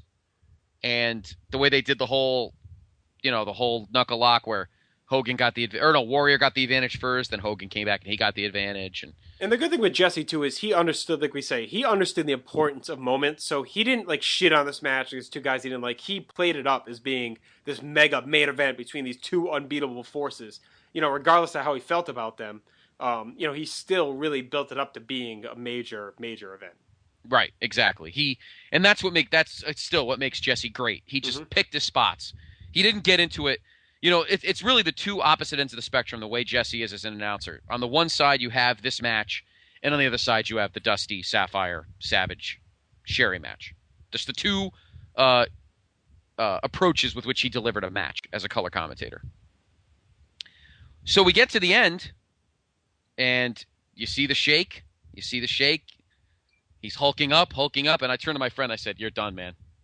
I'll take my $5 now." I think I bet him $5 that Hogan was going to win. And he was hulking up, and he was actually getting distracted. He was actually like, "Oh, man." And when the leg went up in the air, I had the $5 in my hand, and then he was gone. Warrior not lying down. Hogan hits nothing. I lose the $5 falls out of my hand. Warrior hits the splash. And there you have it. A new World Wrestling Federation champion.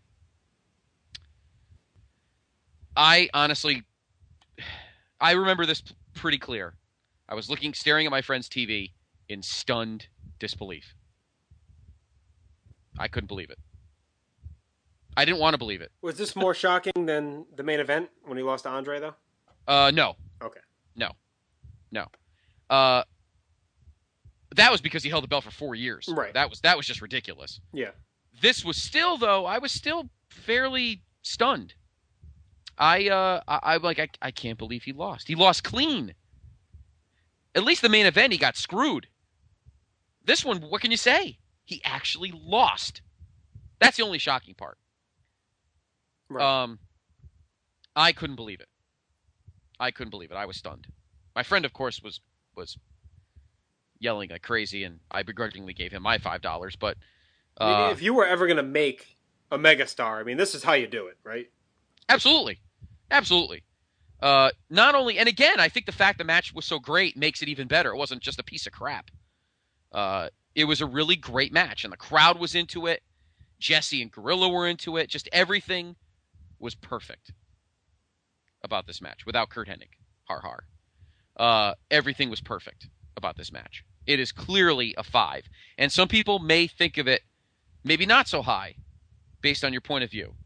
But undoubtedly to me, from beginning to end, the whole package is perfect. Is it the best WrestleMania main event when you factor in everything? Well, without taking too much of our listeners' time, trying to buzz through all the main events. 12, 13. Well, obviously, opinions differ looking ahead 6 years to 1996 in Anaheim. Yeah, but I'm talking whole. I'm talking whole package. Whole package. I don't think anything beats this. The only one up there is probably Rock and Steve at 17. Yeah, and I know you have an issue with that match that we talk about well down the line. But yeah, this match though, you're talking about everything works equally. The crowd, everything, the build, everything. The match moment, itself is the match. Yeah, exactly. The match itself is better than Hogan Andre. I admit that. Oh yeah, I mean, no, I don't think anyone can argue it. I don't think anybody can argue that. The difference there is it was a more seminal moment in the history of the business for that match. This match didn't have that much in terms of overall historical reference than that match did. But this one was big just because Hogan just put over a star. And the way Warrior was built, starting, in late '88, just really, just so strong. They really just pushed the hell out of him. And unfortunately, as we'll get to on our next show, they sabotaged him as well because they had him and Hogan destroy all his would-be contenders. So he ends up having a pretty tepid title reign coming off such a mega match. Right. And we'll get more into that, of course, throughout the calendar year. But really, and this match is on. This match might be the most copied match of any match in pay-per-view history. It is on the following things. There is a VHS Coliseum videotape called The Ultimate Warrior that came out in 1992. It's on the Best of the WWF Ultimate Warrior. It's an extra on the WrestleMania 18 DVD. It's on the Self-Destruction of the Ultimate Warrior DVD. It's on the History of the WWE Championship DVD. And it's on Hulk Hogan, the Ultimate Anthology DVD. So it's on like 7 things, this match. And it never gets old. No. I honestly feel like putting it in when we're off the air. I think I'm going to throw it in again. That's how much the match is great. Jesse and Gorilla obviously do a great job making it easy to watch. But get into it with with our listeners, the post match, because to me the post match almost makes the rest of it even more credible. Right. So after the match, obviously, Warrior gets the belts. He's celebrating. Hogan comes in. They stare. They hug. Hogan slowly leaves the ring, gets on the cart, and rides off into the sunset. And they do the shot where Warrior's in the ring. You see Hogan up on the giant screen riding off in the cart. Kind of the signifying of the passing of the torch. And, if obviously we'll see a lot more Hulk Hogan over the years, but if that was his final moment and he rode off into the sunset, that may have been one of the greatest exits for a pro wrestler ever. To ride out like that. Unfortunately, obviously, he'd be back many times. But yeah, but and I think the great moment, the moment that makes it even better, is they keep showing shots of Warrior in the ring, holding the 2 belts with the fireworks and everything, and then every time they show Hogan, he's in the dark. Yep. On the cart, kind of going off like, you know what, man? Just right now, it's just not your moment. And it still gets me now. Crazy. Absolutely crazy. Still gets me now. And it caps off one of the greatest shows in the history of the company. And one of the greatest shows maybe in the history of wrestling, period. Right. Now, a lot of people are going to disagree. I understand. Someone who may doesn't have the sentimentality for the show goes back and watches it and says, oh, it's filled with, 12 matches and actually probably 13 one great match. Or wait, 14 matches. But you know what? I really don't give a shit, because when you were watching at this time, the build and these characters and the emotional investment and the crowd and the excitement, to me, this is the perfect mega blow off, huge mega card super show. Only because the heels went over when they needed to be strongly put over. All the faces needed to win their feuds, won their feuds. You had the big time money drawing mega main event for the world title on top. You had a great title change on the undercard. You had top notch commentary, a red hot crowd, a great arena, a great look, a fresh look, an arena they'd never been in, and it was WrestleMania. And to me, when you add all that together, this is an A+ show, and it's personally my favorite WrestleMania ever. I understand the sentimentality that goes along with that, but just as a fun snapshot of that era. And to me, this is the show that brings the close finally to the original Hulk Hogan rock and wrestling era. We've seen some other guys pop up over the last 2 years that we said kind of with a bridge. To me, this is the official end. And now from here, over the next couple of years, we see the transition phase. But to me, this is like the cap of the Federation year that started at WrestleMania 1. This is the end of that era. Mm-hmm. Yeah. We wouldn't have a WrestleMania this good for a few years, top to bottom. But yeah, I mean, if you look at and I mentioned in my comments on our review, which you can find, of course, on our message board, bigelow34.proboards.com. Maybe in terms of meat and potatoes, the 3 undercard's a little better. Not much better, because there's some pretty crappy matches at WrestleMania 3. I admit that. Oh, there'll definitely be other shows. I mean, you could argue 7 in ring-wise is probably better. Yeah. But to me, 6, just the build and the culmination of these feuds and these characters, what propels it for me. But, we know what we think, but we do have a lot of feedback. So let's move on to that quickly. Do you have anything else you want to say about the show? No, okay. It's an A+. Yep. In our opinion, it's an A+. And again, I say this often, we don't tell people to watch something. But obviously, you've all watched this. Most of our diehard fans have watched the show. But just for one of those few fans that are catching us for the first time, maybe a very young wrestling fan, watch this show. Yes. You won't be disappointed. We promise. Okay. Here's the feedback. Starting with the Place to Be Facebook page. Of course, you can pull that up at facebook.com/Place to Be podcast. Mm-hmm. So, any feedback you want to leave on this show or any other shows or anything else you want us to talk about, you can do it there. Jason Greenhouse, what an unbelievable atmosphere the Sky Dome was. Every time I watch the end of Demolition Colossal Connection match, I wait for the roof to blow off the dome. Hogan and Warrior brought out the best in each other. I always thought that this event is Hogan's jumping the shark as opposed to passing the torch. It was the beginning of the end of the Hulkamania era. The Rockers Orient Express match is one of the more underrated matches from the show, all for men who brought their A-game. And of course, this was the last time that we got to hear Jesse and Gorilla on commentary for a pay-per-view. The WWF roster was at its peak for talent for the show as 1990 continued to be one of its better years in company's history. For WrestleMania's debut outside the States, our neighbors to the north proved that they deserved to have such a highly acclaimed event in their country. MVPs for this show, Ultimate Warrior, the Sky Dome Crowd, and Andre the Giant, as it's his final WrestleMania match. And although he went into the event as a heel, by the end he had the audience back on his side. Dennis Nunez. A great show. Demolition winning the tag titles from Andre and Haku, along with the added bonus of Andre turning babyface again, is great to see. The rest of the undercard kind of falls a little flat with a couple of filler matches, such as Hacksaw vs. Bravo, with Hacksaw proving his idiocy with bringing an American flag to the Canadian Stadium. Dusty and Sapphire against Macho King and Queen Sherry was dumb but fun to watch. Hogan vs. Warrior still holds up today. Unlike Austin Rock at WrestleMania X7, the crowd was totally split 50-50, although I think they cheered louder for Hogan for his entrance than they did for Warrior. Both guys worked hard to make it a classic, and Warrior went on to have a not-so-great title reign, but that was mainly due to having no one build up for him to go against.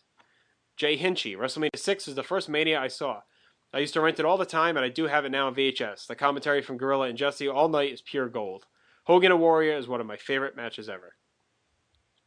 Corey Ferreira, I remember 2 things from WrestleMania 6, the first being classic commentary by Gorilla and Jesse that night, one of the best performances the two did together, and a good last call for the two.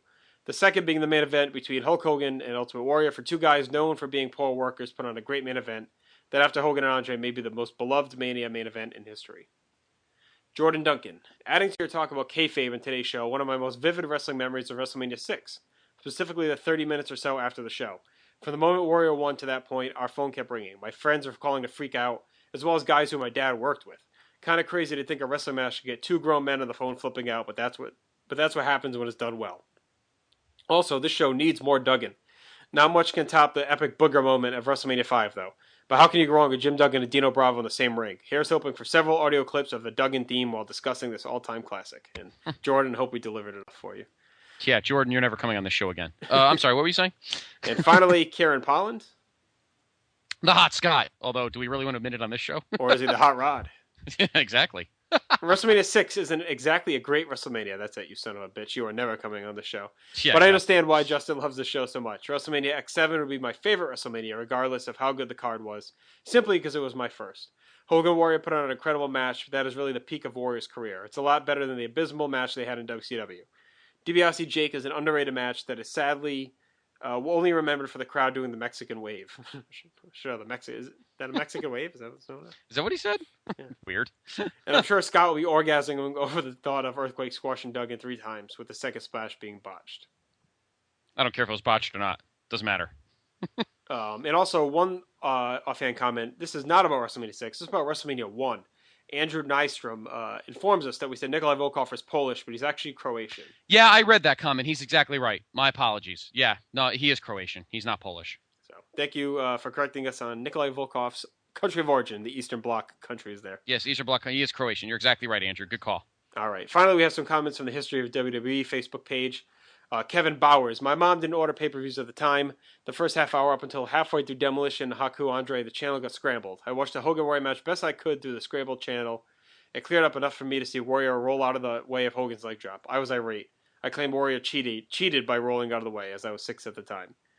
Brandon Whitehead. Demolition's win over the Colossal Connection is still one of my favorite moments in my life as a wrestling fan. I flipped out. I was 13. Brandon, I am exactly with you on that one.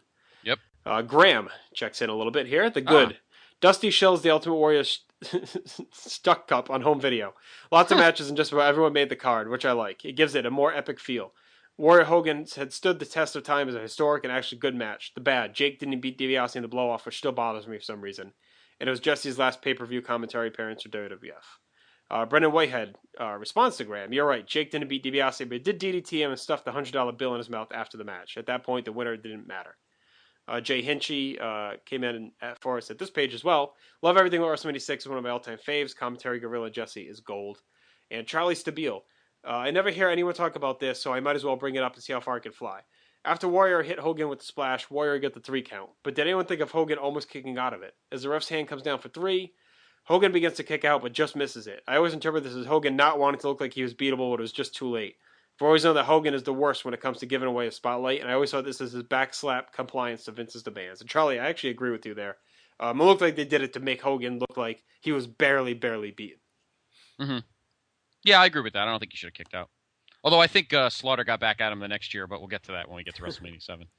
And our final comments from on our Bigelow34.proboards.com message board from Robert Hoff. Really looking forward to the WrestleMania 6 podcast. My highlights are as follows. The constellations that open the show and the whacked out promos during the show. The return of the ring carts. Demolition's three-peating. Andre finally turning face and the ovation he receives for riding out of the Sky Dome. Underrated match between Mr. Perfect and Beefcake. Perfect should have won, but the post-match antics are great. Steve Allen in the shower on commentary. Jesse the Body losing it during the mixed tag match. I'll argue his color commentary during Macho Sherry versus Dusty Sapphire is the best announcing job in WWF history. Earthquake splashing Duggan 3 times. Fans leaving for the concession stand in droves during the stupid... Oh, we forgot about this. The Rhythm and Blues Bushwhacker segment. The wave around the Sky Dome during DiBiase Roberts. And, of course, title for title. Some people slam Hogan Warrior match for lack of work rate. And actually, I've never seen anyone really slam it. But I feel sorry for them because the match was both intense and entertaining. A definite match you can't judge rigidly. Finally, Hogan unable to exit quietly and gracefully. Dude, you lost. Quit hogging the spotlight. And of course, the segment we did forget was Rhythm and Blues coming out. There's the Honky Tonk Man and Greg Valentine, a new team that they were part of. Greg Valentine had dyed his hair black. They sung Honky's new single, Honka Honka Honka Honky Love. And the Bushwhackers are dressed as vendors walking our ringside, and they attack Rhythm and Blues and smash the guitars. And of course, the fun fact of that match is of that segment is Diamond Dallas Page, fresh out of the AWA. Had a pink Cadillac, so they were looking for one to drive Rhythm and Blues to the ring. So he offered, and DDP actually is the driver of that Cadillac as Rhythm and Blues comes to the ring. Which is funny because DDP was managing that company. Yes. So it's weird that they didn't just sign them all. I know. Very strange. All right. So there you have our comments. Thank you, as always, for your tremendous feedback. Absolutely. And so, yeah, any more feedback, leave it there. Any comments on this show, please let us know. So just to let you guys know, we are still trying to get a hold of Eddie Edwards. We're hoping to do that next week if we can get a track of him. We're planning on bringing you SummerSlam 90 early in the week and either Eddie Edwards or another kind of theme show later in the week. That's our plan for right now. Just a side note, while I had to have some old school wrestling rolling in the background while I was doing this, and I kept mentioning Ric Flair. On mute, I had an episode of NWA from 1986. But right now, I have an awesome TNT, and really, there's never really an awesome TNT. But Captain Lou is one of Vince's guests, and Captain Lou sat down with his bad-looking blue pants and lifted up his T-shirt so his belly was sticking out. And why is he able to do that? Because he's a big, fat, sloppy pig. Exactly. And of course, right now, Savage has these awesome red tights on with a T-shirt that says Hulk Who on it. Nice. So it's pretty funny. That was one of his classic shirts early on. So. Yes. With that, we will wrap things up, as always. We thank you very much for listening. We hope you enjoyed this episode as much as we enjoyed recording it. Of course, one of the greatest pay-per-views of all time. So, for Scott Griscolo, my PIC, I am Justin Rosero, and we'll talk to you next week. Peace.